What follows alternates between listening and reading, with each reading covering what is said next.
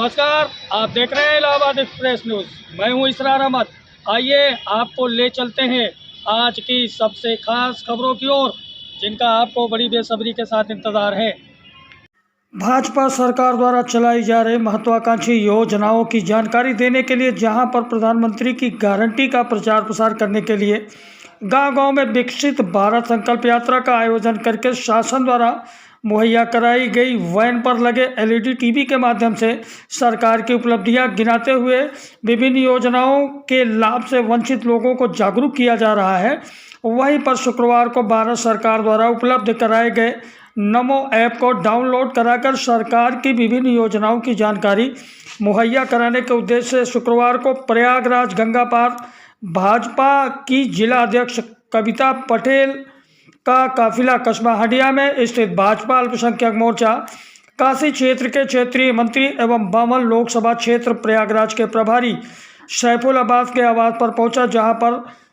सैफुल अब्बास के नेतृत्व में सैकड़ों की संख्या में पहुंचे अल्पसंख्यक मोर्चा के पदाधिकारियों एवं कार्यकर्ताओं द्वारा माला पहनाकर कविता पटेल एवं किरण द्विवेदी का जोरदार अभिनंदन किया गया। इस दौरान उपस्थित सैकड़ों अल्पसंख्यक समुदाय के लोगों को प्रधानमंत्री नमो ऐप डाउनलोड करवाते हुए सरकार द्वारा उपलब्ध कराई गई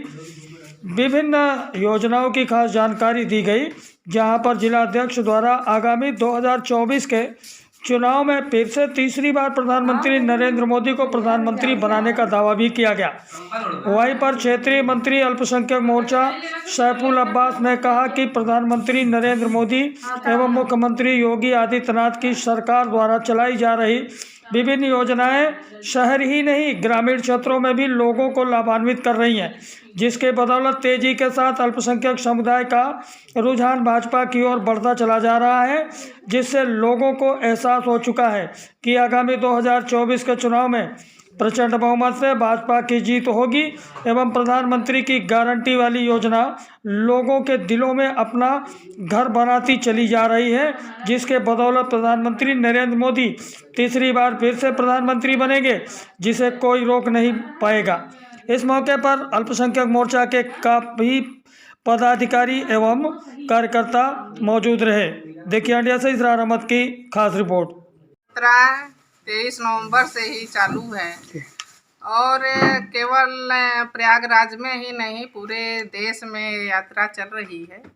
और हमारे उत्तर प्रदेश में भी चल रही है, जहां पे हम सभी लोग हर यात्रा में संपूर्ण रूप से यहां पे उपस्थित रहते हैं। हमारे कार्यकर्ता लगे रहते हैं, हमारे जनप्रतिनिधि रहते हैं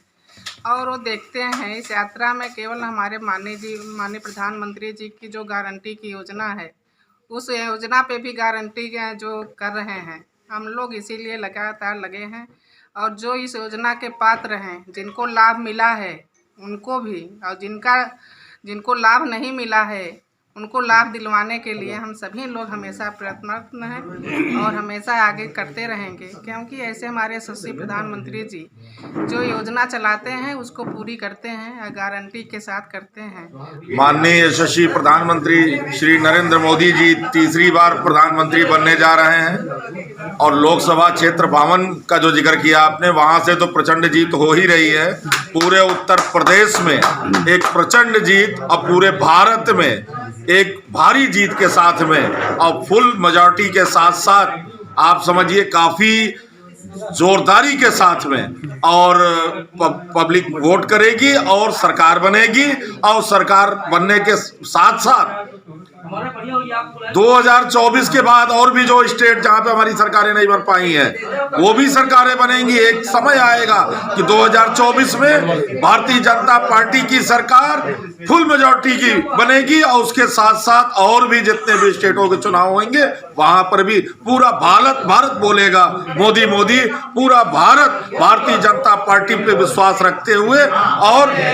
वोट करके, और पूरा भारत, चाहे वो केरल हो, चाहे तेलंगाना हो, चाहे कोई भी राज्य हो, सब, चाहे कश्मीर हो, हर जगह भारतीय जनता पार्टी की सरकार आएगी। 2024 में तो तीसरी बार प्रधानमंत्री बनने जा रहे हैं माननीय नरेंद्र मोदी जी और प्रचंड जीत के साथ भारतीय जनता पार्टी सरकार केंद्र में बनाने जा रही है। जो नारी बंधन अधिनियम आया है और जिसको अन्य सरकारें हमेशा नाम देती थी कि ये महिलाओं का आरक्षण होना चाहिए,